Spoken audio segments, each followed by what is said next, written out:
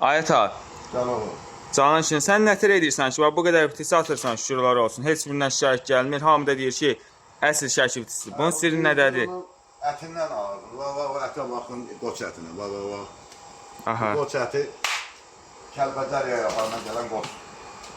Birinci ətdir, quyruqdur. Sonra onun pişirmək qaydasıdır. Pişirmək qaydası nədir? Pişirmək qaydası belə vampotda pişməlidir, bitir. Quyruğun qızarması da o sirdir, yəni onun şəkillər bilir. Amma məndə onu səhv kimi tuturlar, bəzi başa çıxmayanlar.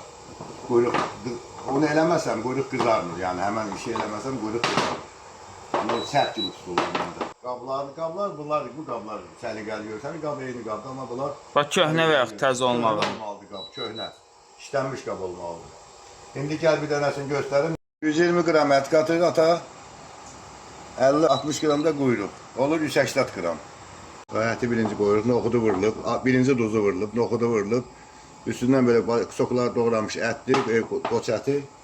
Onun üstündən də quyruğu. Bunu qaynadırıq, kəfini alandan sonra təmiz soğanını vururuq.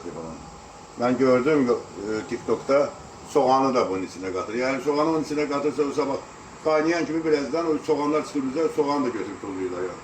O soğanı axırda vurulur, qaynayıb kəfi qutarandan sonra.